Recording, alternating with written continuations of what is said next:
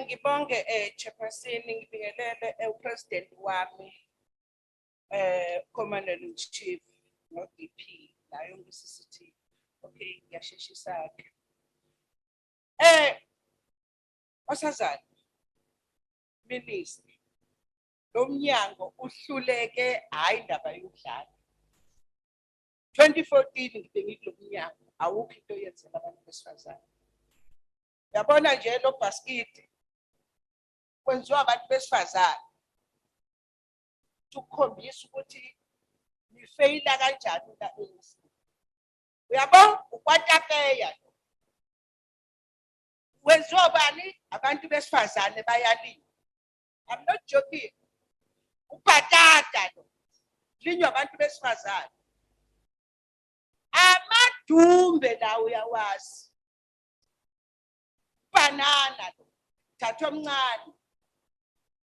Umbuzo wami uthi abantu besifazane bayohlupheka kuze benini na.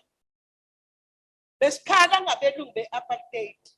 Namhlanje khona nina abantu abamnyama nina niphethe iminyama nihlula nje ukuthuthukisa ebhulwa la usuka khona. Abantu bayalima abantu besifazane ukwazi kahle khona indawo la enzinga baze basusa amanzi entabeni. Ngamapayipi bezochelela ingadi zabo nihlule ukubathuthukisa. Laba basket engikhuluma ngabo akho bamhlabi yalengane. Lokho kudla kwasendweni kwaphumula. Yini eyenza ukuthi lingayi kulabantu besifazane? Nibanikeze izimali nibakwazi balini. Nana kunamanga akhuluma ukuthi labantu njengakomambedwe komaphumulo benza amadumbe.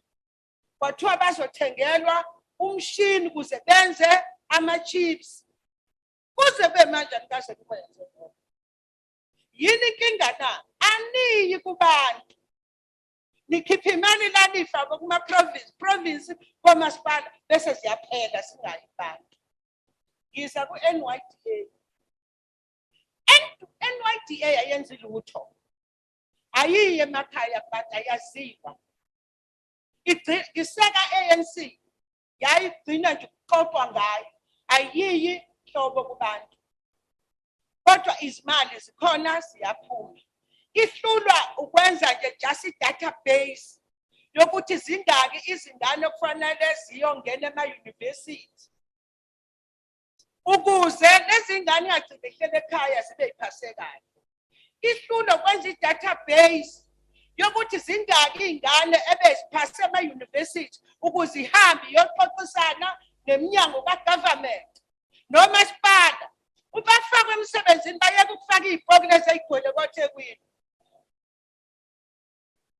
Anikwazi ukwenza lokho lo mnyango ka-NYDA. Ingakho ngiyangithi angifuni ukubhalela umuntu ispeech ngifuna ukuyikhulumela. La kulento yaka CGE mnyango bese uthembe kunayo yonke because ukwazi mina myself usufonela usukumye endaweni kodwa manje unenkinga awusakwenzi usufika fanele ireport unikeze before ulifikise manje kuyimanje la eWestern Cape ivaliwe office. Umbuzo wami la eWestern Cape actually ngideploye la kukulethu Philip bayafa abantu bayareyishwa bafaka ngaphansi kwembheda amasoka abo. Sizobikwapi lezo nkinga? Lento ingiphatha kabi ngoba umuntu mengibona ungibiza ngo-honorable member of parliament. Yini engizoyijabulela ukuthi ngimember of parliament